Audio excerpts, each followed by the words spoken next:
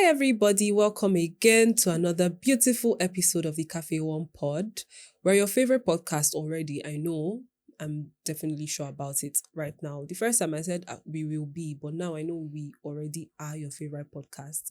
Here we give you productivity hacks, we give you community discussion, we give you basically everything that you need to run through life with. We're not a selective podcast. Our audience is everybody. You're definitely going to see something that you love, something that you are interested in, something that you want to build with on our pod. And as usual, we always bring a guest that is a powerhouse at whatever they're going to be discussing that day. Today is no different. Today we have a very wonderful and amazing guest. She's a young lady that has done so much. When I tell you, she has done so much. You guys will hear all from her. But for now, let's just meet her. Let's know who this person is. Let's try to see who we're talking to today. Welcome, Mary-Esther, to the Cafe One Pod. Thank you so much.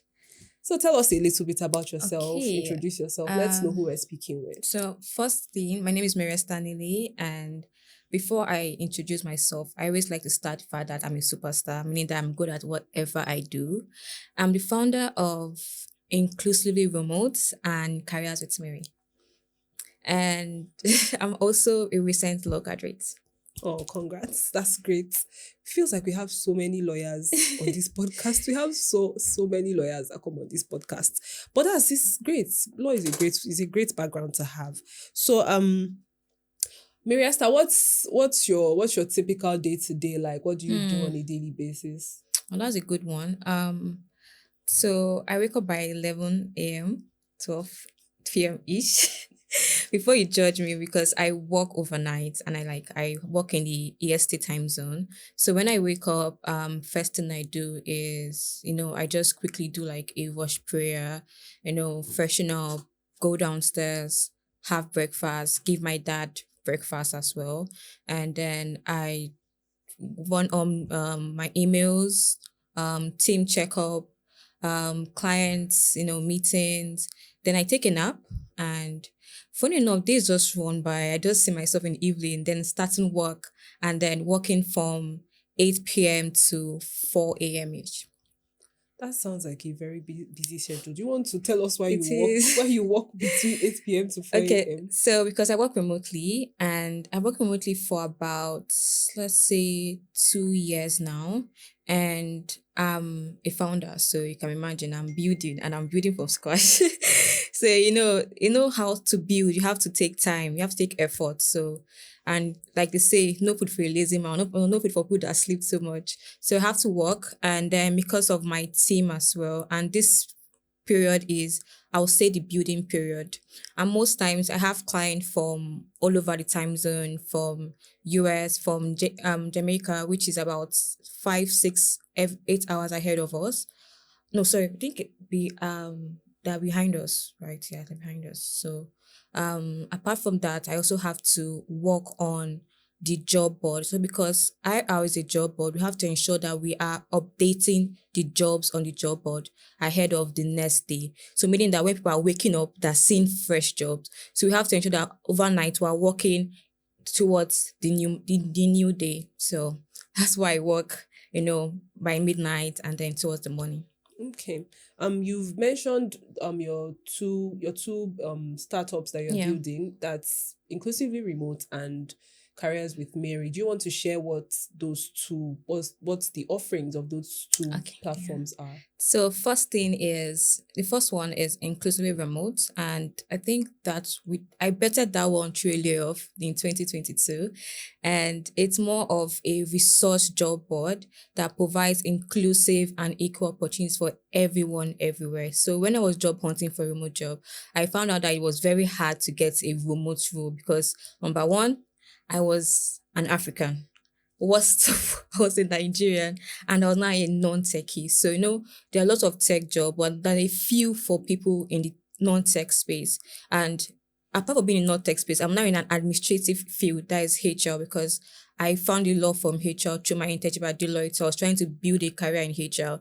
So it was very, very difficult for me to get a remote job. And most of this job board didn't provide opportunities for Nigerians and Africans. So when I later got a job, I got laid off from I think after 2 weeks. So it was devastating, and I told myself that I did not want to wait for a job. I felt like I had so much. You know, when you have so much to offer, and then somebody just just take something away from you. So you're still trying to bring out those things. So I was like, let me just pour this thing to something else. And then I started building IR. I think I started from a Substack till we got like a whole fleshed out website. So IR provides equal opportunities for everyone everywhere, meaning that Africans, Nigerians can apply for jobs, no matter if you tech, non-techy, you're an intern, you're a student, there's an opportunity for you. Then Careers with Mary was better this year. Was like a launch for my birthday. And I found out because people need a hand to guide them through their careers. There's a job board, but people don't have the resources to apply for these jobs. So I found out that I have to empower people. So that's where Careers with Mary came from. So we are a platform that hold your hand to get your dream career. So we empower you with the right resources, the right skills, the right knowledge, and then with the right mindset to actually get your job, get promoted, get visa sponsorship, jobs in dollars, in USD, in pounds, by your go-to person. That's amazing. For better context, like she said, she's a recent law graduate. So she was in school. This period she was talking about, too, she was Oh, in that's good. school actually studying law, Yeah. and she was building this business inclusively remote. Then this year she birthed a new business, Careers with Mary. So how did you manage to balance Hmm. schooling and building a business? This is not just a business, it's like a movement, As a really. movement, as a community. Mm-hmm. Well, to be fair, I think anytime I think about it, I would just say it was God, to be fair. And then I think I had supportive people around me. I had a support system. My parents were so supportive. I didn't have to think about, bills because I was in a very good accommodation. And then, I had bills taken care of. But then school and then how law, Mm-hmm. the courses were was very, very stressful. But I'll say I had friends. I had good friends. And then I'm a very smart person. So I'm not a hard worker, I'm a smart worker. So what I did was I always try to sit at the front end and I had like smart friends. So I had a notes to, prep after class. Then I most times, ask them for questions and then they help me. And one thing about me is like I said, I'm a smart worker, so I read smartly. I don't read like I don't know how to You don't read I don't read everything. everything. So I just pick out like the most important things and then I try to take naps in the afternoon. And then I know that I'm eating well because when you eat well, you have enough strength. Then at night is when I work, I focus on IR. So day, I'm a student, night, I'm a founder. So when do you now get the time to rest? If in the morning you are busy, So in the evening you are also busy. okay, so I think in year four, classes ended by 2, sometimes 12. So when I came back to my hostel, I'm always going back to my hostel. I think there's never been a time where I stayed long in school. So after class, running back to Emerald, and then I'm sleeping for like 2 or 3 hours. And I always try to wake up by four, no, no, by 6:30 or 7. Then I have dinner. Then I watch like a movie or a K drama, 1 or 2 episodes. Then I'm probably working or doing a resume or trying to update the job board till 12 or 1 that I take a nap. So I sleep. But I think it was in year five that I started building up my team. So I found Okay. out you can't do everything alone. You need people. So I think I founded like I think we're four now. So like a 4-man team. So have like a dev who helps with the website maintenance, a VA, a community manager, and a social media manager. So I know that now the work is being spread out. So I had to like Okay. focus basically on my projects, on final year stuff, and then the administrative and operation side of IL. Okay, great. So since Mary-Esther is sort of an expert on on basically getting remote roles and you know new forms of work that exist, which is basically like remote freelancing, stuff like that. I'm sure that what people would like to hear is really more about how to position yourself to get those types of opportunities, Mhm. the type of skills that are in demand, um, what's pretty much how to go about this journey and how to prep themselves to land a role that is fulfilling, a role that is rewarding, and Mm. a role that is beneficial to them in the long run. So how do you think that people can position themselves better to come to a point where they can be assured that they will get a good role, or at least they will get a role that is Mm. fitting to their career goals or their plans for the rest of their lives, or for the next 5 years of their lives, however. Yeah, that's a good one. Um, the first thing I always advise my clients or advise anyone is you need to know which particular work setup works for you and which would give you that work balance. So most people think remote work is the amazing, the best type of work, but to be fair, it doesn't work for most people. So you need to know your why. So why remote work? Why on-site? Why hybrid? Why freelance? Freelance is good, but it's not stable. And most people, they love that. They love to be assured that, okay, tomorrow they're waking up to a new job. They're not waking up to, oh, I'm done with my contract. So you need to know what kind of setup works for you. And then the second thing you need to know is after you have figured your why, that will give you a clarity. Okay, I want to get a remote job because I want to um have flexibility. I want to be able to work and travel. I want to be able to work in my own time. And that thing sometimes it doesn't work in your own time. You have to work according to a specified time zone, either European time zone, CET, West African time zone, Mhm. or EST time zone. Then another thing you need to know is what type of opportunities are out there for me to apply for. And one of the things, or one of the I think factors people really struggle with is trying to use their existing experience to transition to Mm. remote work. So most times they start a new jolly of a new like course building jolly, educational jolly, trying to get into remote job, and then they think, oh, you can just do it through tech, but you can do it to anything, whether non-tech, whether writing, whether marketing, whether engineering, design, as long as you know why and what industries are out there. So for instance, if you have been a financial analyst or probably an accountant at a bank and you want to like get a remote job, you can basically just try and look out for roles or research roles that are financial analysts, because there are a lot of roles, financial accountants. I've seen a lot on the job board. So you can look at if this company aligns with my personal value, because most of these companies, they're good, they're great, great pay. You can see $100,000 per year. But when you get in, this is why I'm laughing because you pay with your blood, not with your sweat. You pay with blood. You see yourself, you are burnt out, you are getting sick, you're just your mind, everything is just wretched. And then I know that you are seeing the money and like you don't know what to do with the money because you just okay, I want the money. I don't want the experience. And then you go there. Most people get burnt out. Most people did feel like, oh, I'm not doing it again. I want to get a new job. So you need to know research the company. If they have good policies, they have a good work culture, they have good benefits. Then the next thing is how do you position yourself? So now that you have known your why, you have done your research, the next thing is how can I put myself in the front line for these opportunities? And before you actually get these opportunities, you have to you equip yourself with the right tools, the right mindset, and the right, again, resources. So what do I mean by resources? A good resume, a good LinkedIn profile, because LinkedIn profile is like your digital resume to the rest of the world. Mm. People don't know you, and people don't know if you're a real person.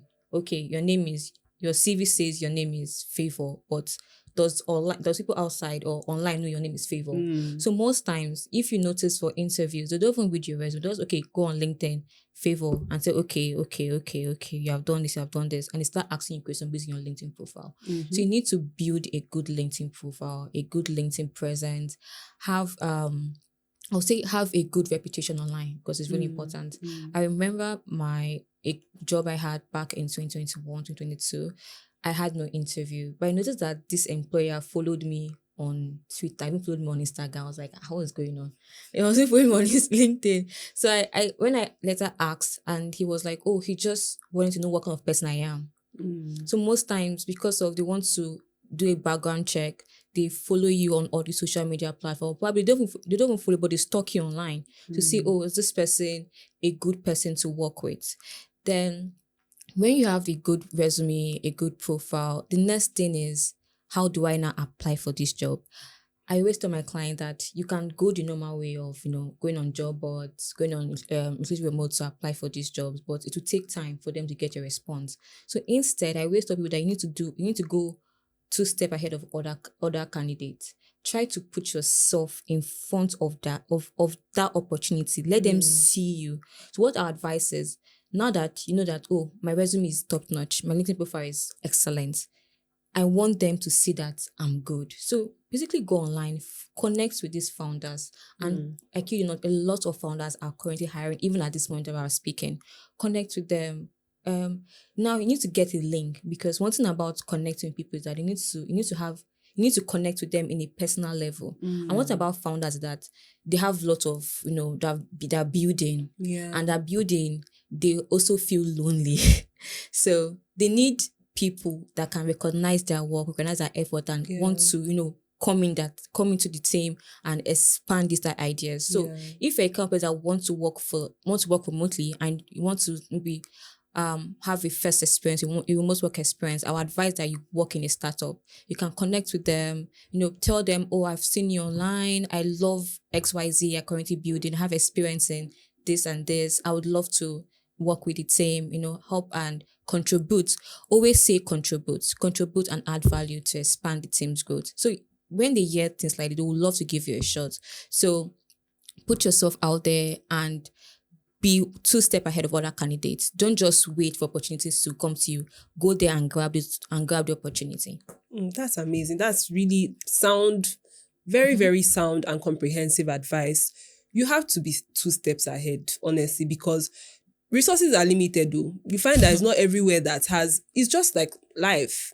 Not every country has gold. Not Yeah. every country has oil, right? They are all limited, right? And despite the fact that they are limited, you still have to recognize the fact that they are present in multiple locations, right? What will now set the difference between you and somebody that has the same thing you have is your approach, how you choose to manage, how you choose to handle, how you choose to um pretty much distribute, organize what you have available. So Very I think true. that's very, very sound advice. And I think that you should be jotting one or two things down. This is very, very impressive and comprehensive stuff. So Mary-Esther has spoken about how pretty much how you can start or kick off your career as a person that it applies to people that want to also change their their careers. Let's say they've been in banking, for instance, Yeah. and now they want to move to say marketing or coding or something, right? This also applies to them. Yeah, It's this still the also same applies to them. But process. if you're moving from one field to like a entirely new field, like from non-tech to tech, you have to, do extra building, extra Yeah. upskill, try and learn a tech or tech skill, whether it's coding, a language in coding, Python, Java. But if you're trying to move from non-tech to non-tech, you don't need to Mm, go through that whole lengthy, yeah. upskill period of trying to learn a new course, or try you can learn a new course. It's very amazing, but most people go to learn new degrees, so you can't just you don't have to wait to that whole long degrees. You can basically use your skills to transition. So because Mm, all careers are intertwined, if you like think about it. mm. Mm-hmm. Yeah, that's correct actually. So there are places where like careers intertwine. An a intersection. yeah, there's an intersection between sales and marketing, Exactly. between marketing HR, self and and marketing. exactly, like there's always a nexus, right, between Yeah. two different points, especially for non tech roles. So it's important for you to find out what parts, especially the parts that you are good at, to find out what you are good at, especially, and harness that skill and use it to transition to what you want to start doing or what you want to now be known for. That's amazing stuff. I'm very enriched by the questioning and the answers so far. So now we've learned how to do Yeah. it, right? We have come to the point where we have gotten the job. We've been employed as a remote worker. Let's say we've gotten that gig and the company is situated in Germany, for instance. Mm-hmm. Germany even has a more friendly time zone. Let's Let's say say US or US. Canada. Let's say US. So the company is in US, I'm in Nigeria. How do I now, how do I balance that? Right? I know you've explained how you were able to balance it, but that is also from a place of privilege. It's also from a place of, oh, I'm living with people, I'm living with my parents, I'm living with Mm. people pretty much. But there are many people that live alone. Yeah. They don't really have a lot of physical support, they don't have a lot of help, and they have to navigate through working remotely on it a bit at from a different time zone from what they're Alone. actually living in. Yeah. So what do you think is a way that people can structure their lives to get on board that that flexible, that comfortable work schedule when Mm-hmm. they're working remotely? Yeah, very good. So have discipline. So you need to discipline yourself. Discipline is very, very important. For instance, if you're working from a company, or you're working at a company in the US, or you're working from Canada, freelance, full time on a contract basis, think Canada is like 5-6 hours. Like I think they're behind us, Behind. behind us. So you know that your 8 a.m. is basically the night period. So probably the 8 p.m. is like your 3 p.m. So you know that you have to be on work. Like you have to like on site in your workspace. You have to be working. Then another thing is, how do you structure yourself, right? Um, if you're living alone, I would say that you can have like a dedicated workspace. So that workspace can be a quiet area where you set up probably your laptop. And another thing is that you don't need to have all those, amazing aesthetic design you see online. You don't have to wait for that, or have like three laptops or Bruh, you have three screens or in front three of you. screens. Because That curved screen. most people they feel kind of I would say ashamed to start a workspace or do they have that whole lot of equipment. But I'll say don't wait for that. Just have like your own quiet area. You can just have a laptop, then like a water bottle or a small ring light and a Wi-Fi. Just opposite your window. Just a very small quiet area that you can just do your work. Then have like a good work schedule, like a good work balance. For instance, if I think most jobs require you to work probably like they have breaks in between. And most times, most companies, good ones, will just tell you, oh, I don't care about your work time, just get the work done. Give us quantity over no quality over Over quantity. quantity. So ensure that okay, if you are meant to perform or be done with a task by this time, you're setting like these hours to work on this time. Then I think another thing we say is have this work work structure. Is it the Preparandum technique or something like that? I've forgotten the name. Time blocking. Time blocking. But I know there's this order of tasks, how you can get order of tasks Okay. done.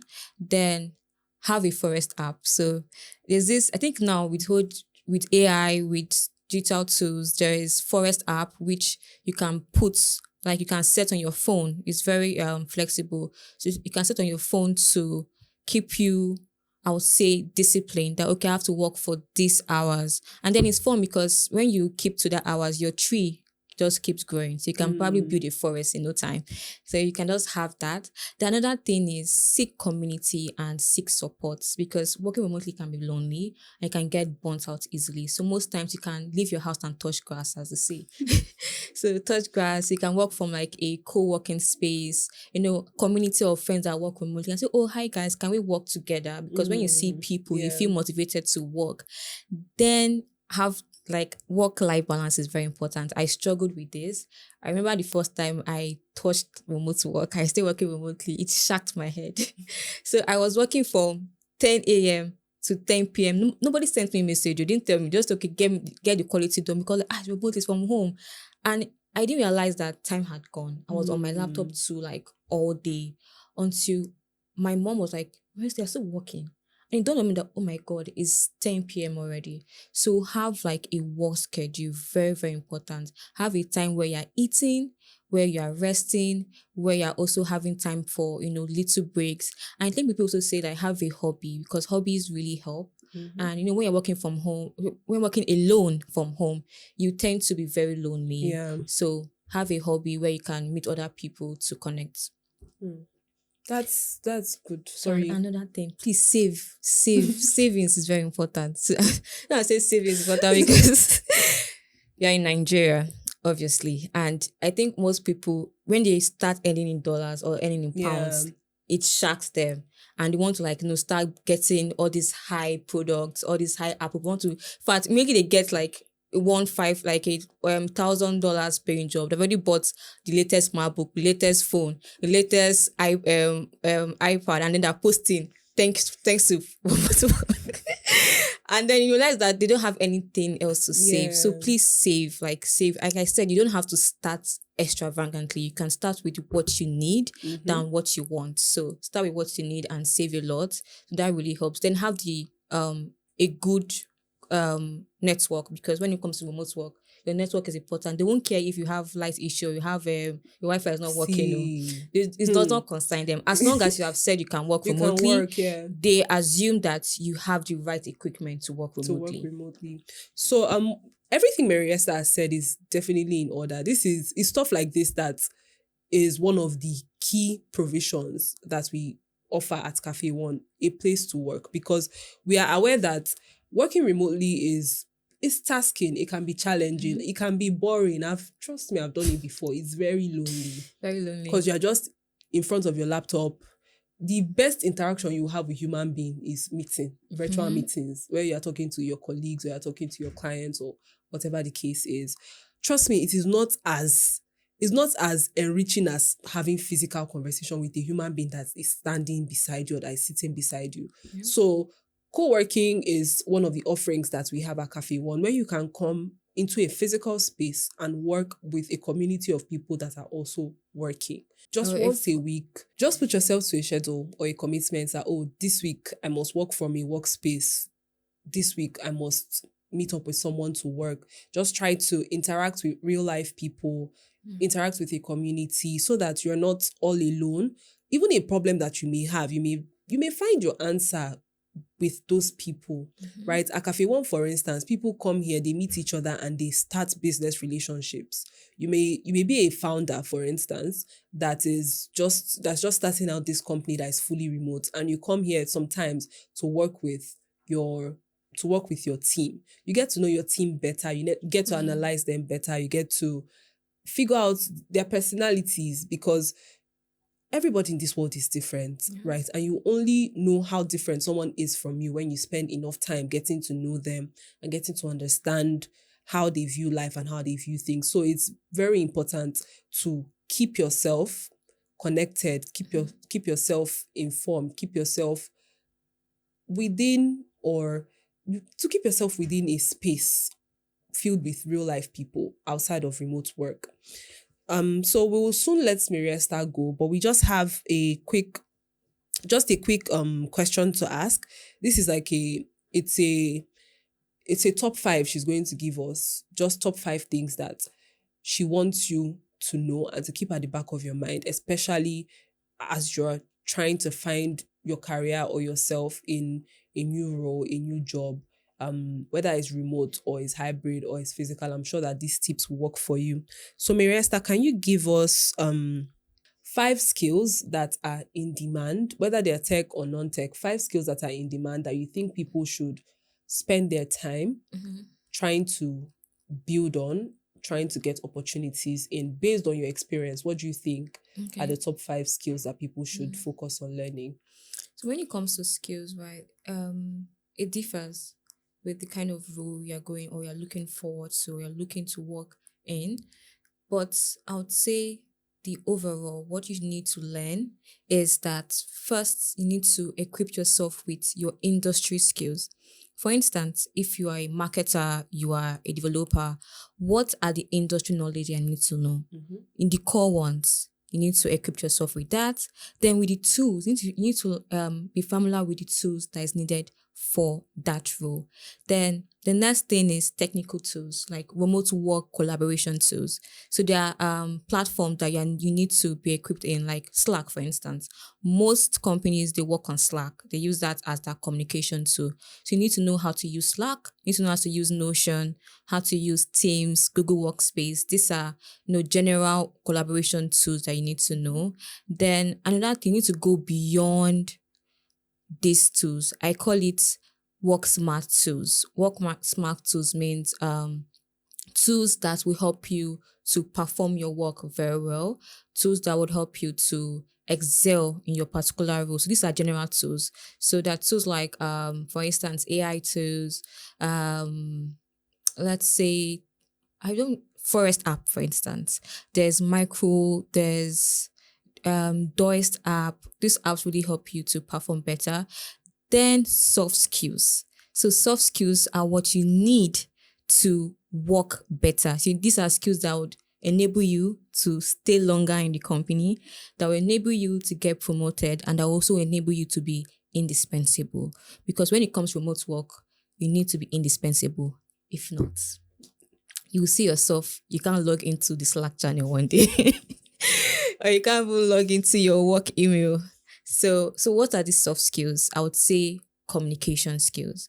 Especially if you're an introvert, you need to over communicate. So this, if you don't know how to communicate, you now need to know how to communicate when it comes to remote work, because your co-workers, your manager, your colleagues, they are not in your mind. You can't see them. You can only communicate with them online. So you need to know how to communicate, over communicate, ask questions where you are finding it difficult to perform a task. Then emotional intelligence. Most of us don't know how to talk or don't know how to interact with people. And when it comes to remote work, you're working with Asema from India, working with people with different cultures, different beliefs, different backgrounds. You need to know how to accommodate those beliefs and respect them. So emotional intelligence really helps, especially how you communicate, how you respond with emails. Some people are very rude when it comes, and they're not rude with an intention. You're just very blunt. So you need to know how to be kind. Be kind when you communicate with people. Then flexibility. You need to be very flexible with your time, because you have to accommodate other people's time zone. Then you need to know how to adapt. And this comes when you're working with a startup. Startups, every day they bring out new things. There's no structure. So you need to be able to adapt. Like when they bring problem 3, you can already solve problem 6 already. You need to know how to adapt, then have a problem solving skill. Problem solving means that you look at solutions where there are issues. So you just say, I don't know. You are okay. What can we do to make this better? Be creative with it and be innovative, because that's what makes a good employee and makes you indispensable at any workspace, whether remote, on-site, hybrid, freelance. That's amazing. That's great. So it's important to build your industry skill, but it's also important for you to build soft skills, right? Industry skills can be technical, which means that you can just learn it, right? There's a difference between learning something, mastering something, and actually developing yourself. So soft skill is sort of something that you have to develop. It's not something you learn. You can't learn how to write an email. You have to put in the effort. It's not an intelligence matter. It's an emotional intelligence matter. It's an understanding matter. Understanding your colleagues, understanding your line manager, your boss, all of that is very important and it's key. So these are the top 5 skills that Mary-Esther advises that you should work on when you're looking for a new role in whatever discipline it is that you're looking for that new role in. And another thing that I'm sure that Mary-Esther would agree with me is that you don't have to force yourself into tech. Yes. You really do not have to force yourself into tech. Tech is not meant for it's not meant for everybody. And even if it's overflogged, there's so many opportunities that are outside of tech. High paying opportunities, in fact. So many. So it's not, you don't have to code, you don't have to be a developer. Or a designer. You don't have to, your Twitter handle does not have to include .dev. You'll be fine. You'll actually be fine without a tech skill. If you're a people person, right? If you are a legal person, if you are a sales person, a marketing person, these are all opportunities that don't require tech skills, right? But they are fulfilling in their own way. They are rewarding in their own way. And they also have opportunities. All these tech companies need, they need these non-technical roles as well. So even if maybe you want to work in a tech company for whatever reason it is, and you don't see yourself as that person that may find happiness or that may find joy in being a tech person, then you can just find out what your passion is and apply that your skill, apply that your drive, apply it to what you're doing, and you'll find that you earn very good money, you'll be fulfilled, and you'll be fine. You don't have to code. It's not compulsory. So I think I want to have like one thing to chip in. So when you mention about hobbies are very important. I know you can make a living, like you can make a fortune out of your hobbies. So I know a few people who are, I think I know one, they're into content writing. No. And this person has been able to build a yearly like net worth of $200,000 just as being a writer. And I have content creators who in a month they just probably do makeup content, skincare, they earn $10,000 per monthly. Wow. So your hobbies are very important. Like she said, don't wait to enter into tech. Tech is not for everybody, but it's good to know these technical skills, like general ones. But just don't beat yourself up that, I don't know. I don't know tech means my life is not figured out. My car is not figured. I can't be rich. Trust me. You can earn in dollars. You can be rich by doing the smallest thing that people don't even realize that is big. So focus on your hobbies and then be a marketer, be a salesperson. I think overall the best advice is be a salesperson. Know how to market your skills. Know how to sell your skills to people. When you have figured out that is a life skill, be a salesperson. Trust me, and you be a billionaire, even a millionaire. Yeah. And also give it time. We're not saying that you'll be a billionaire like after 2 weeks. No. Just give it time. Yeah. So we've come to the end of this episode. I'm sure you want to connect with Mary-Esther. So we're going to leave out her information and information about inclusively remote and careers with Mary so that you can follow up with conversation for her. She has packages that help people to transition into remote work, that guides people into transitioning into remote work and just advancing their career. Thank you so much, guys, for staying with us this long. We're so glad that we had this conversation. Thank you so much, Mary-Esther. This was so helpful and fulfilling. And we cannot wait to have our next guest to tell you, maybe, I don't know what the person will tell you this time. Maybe this person will be an on-site work consultant. But yeah, we'll see you guys in our next episode. Enjoy yourselves, take care of yourselves, and definitely like, subscribe, and share our video. See you. Bye.